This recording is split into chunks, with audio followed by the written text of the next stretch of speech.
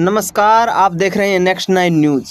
Electoral bond बंद कर दिए जाने के बाद से लगातार विपक्ष सरकार को यानी कि प्रधानमंत्री नरेंद्र मोदी को आड़े हाथों ले रहा है।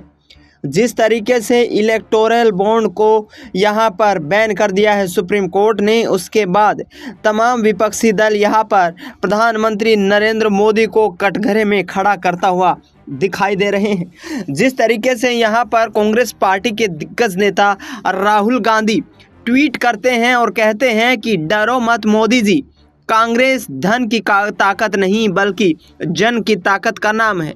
हम तानाशाही के खिलाफ कभी झुके नहीं हैं और ना ही आगे आने वाले वक्त में झुकेंगे। भारत के लोकतंत्र की रक्षा के लिए हर कांग्रेस कार्यकर्ता पूरी जी जान से लड़ने को तैयार है। यानी कि कहीं ना कहीं अब इलेक्टोरल बॉन्ड पर कहीं जब सुप्रीम कोर्ट का फैसला आ चुका है तो उसके बाद विपक्षी दल कांग्रेस को मोदी सरकार को घेरने का बड़ा मुद्दा मिल गया है। कांग्रेस पार्टी के प्रवक्ता पवन खेड़ा यहां पर लगातार कहते नजर आते हैं कि मुद्दों की राजनीति करना विपक्ष का धर्म होता है और विपक्ष इस मुद्दे को बखूबी निभा रहा है। उनका साफ तौर पर कहना है कि कांग्रेस पार्टी के राज में तमाम प्रदर्शन हुए लेकिन किसी भी व्यक्ति को यहां पर देशद्रोही नहीं बोला गया। राहुल गांधी अपने ट्वीट में लिखते हैं यहां पर कि नरेंद्र मोदी की भ्रष्ट नीतियों का एक और सबूत आपके सामने है। भाजपा ने इलेक्टोरल बॉन्ड को रिश्वत और कमीशन लेने का माध्यम बना दिया था। आज इस बात पर सुप्रीम मोहर लग गई है।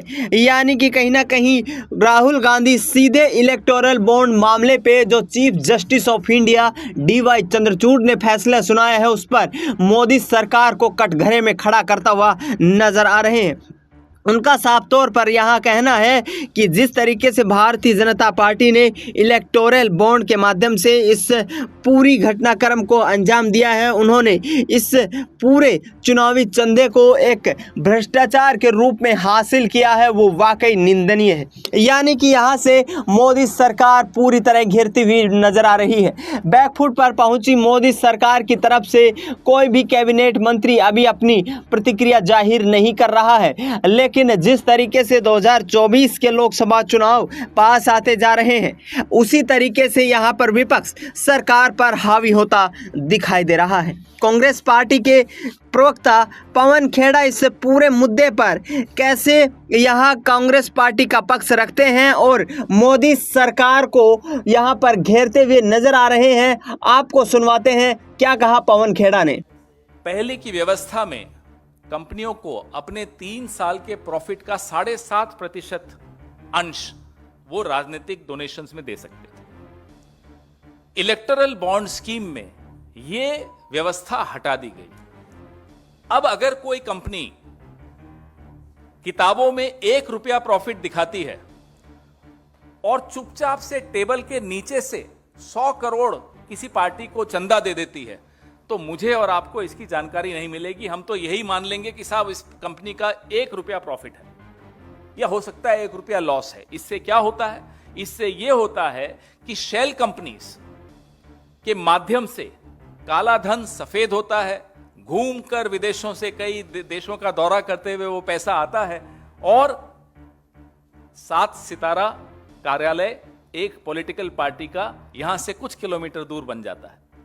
न केवल यहां से कुछ किलोमीटर दूर एक 7 स्टार ऑफिस बन जाता है, इस देश के हर जिले में एक राजनीतिक दल के आलीशान भवन बन रहे होते हैं।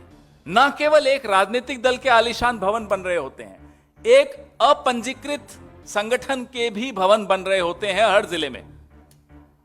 यह इसका नतीजा निकला। तो पहले की व्यवस्था और आज की व्यवस्था में अंतर क्या है? पहले 7.5% का एक कैप था कि एक सीमा थी। पहले मालूम रहता था कि किसने किसको कितना दिया। आज वो सीमा हटा दी गई। आज 2019 से खास तौर पे 17 से लगातार ऐसी व्यवस्था आ गई, हमें मालूम नहीं पड़ता किसने किसको कितना पैसा दिया। सिर्फ सत्ता। तो यहाँ पर आपने सुना, पवन खेड़ा लगातार कांग्रेस पार्टी का पक्ष रखते हुए नजर आ रहे हैं और उनकी तरफ से साफ तौर पर कहना है कि इलेक्टोरल बॉन्ड के माध्यम से 5200 करोड़ से ज्यादा का यहाँ पर गबन किया गया है केंद्र सरकार की तरफ से, यानी कि मोदी सरकार की तरफ से। उनका साफ तौर पर कहना है कि पार्टियों की खरीद फरोख्त की जा रही है, यहाँ पर विधायकों को तोड़ा जा रहा है, राज्यों में सरकारें गिराई जा रही है। ये सब काम इलेक्टोरल बॉन्ड के माध्यम से हो रहा है। आपको बता दें कि इलेक्टोरल बॉन्ड के माध्यम से पिछले 6 सालों में भारतीय जनता पार्टी को करीब 5200 करोड़ रुपए चंदे के रूप में मिले हैं। ऐसे में यहाँ पर सीधा सवाल खड़ा करता हुआ विपक्ष प्रधानमंत्री नरेंद्र मोदी को घेर रहा है। उनका साफ तौर पर कहना है कि यहाँ पर मीडिया पर दबाव बनाया जा रहा है, तमाम हथकंडे अपनाए जा रहे हैं और लोकतंत्र की हत्या की जा रही है।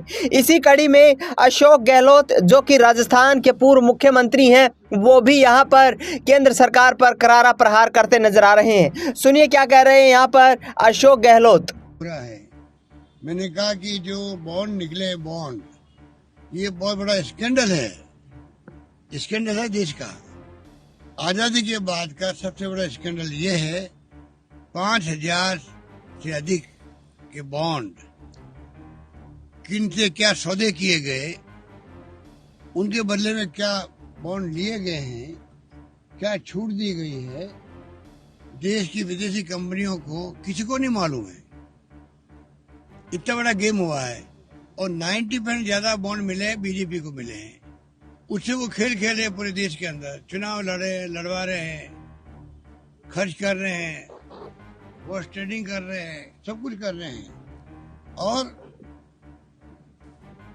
सारे जिलों में ऑफिस बना रहे हैं जमीन ले लेकर के। कहाँ से पैसा आ रहा है और बाकी पार्टियों ब्लॉक कर दिया। तो फिर डेमोक्रेसी कहाँ कैसे रहेगी जब आप सभी पार्टियों के फंडिंग को ब्लॉक कर दो देश के अंदर। खाली बीजेपी के पास बॉन्ड आएंगे।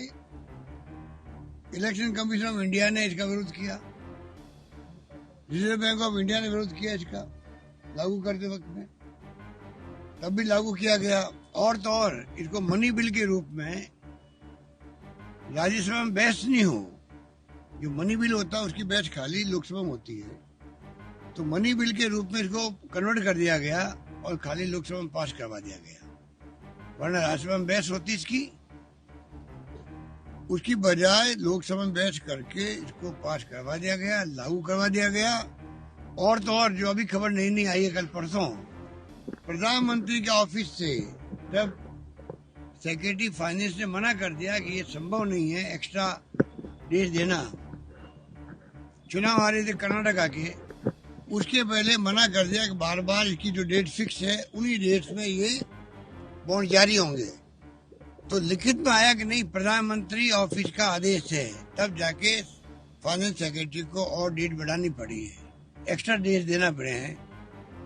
तो सुना आपने, अशोक गहलोत साफ तौर पर कहते आ रहे हैं कि यहाँ पर भ्रष्टाचार फैलाने के लिए, काले धन का सर्कुलेशन बढ़ाने के लिए मोदी सरकार इलेक्टोरल बॉन्ड को लेकर के आई है और यहाँ पर पिछले 6 सालों में अरबों खरबों रुपए का लेन देन किया गया है। भारतीय जनता पार्टी के चंदे में पहले से कई गुना बढ़ोतरी हो गई है और ये देश की यहाँ पर रक्षा और लोकतंत्र की संवैधानिक प्रक्रिया के लिए ठीक नहीं है।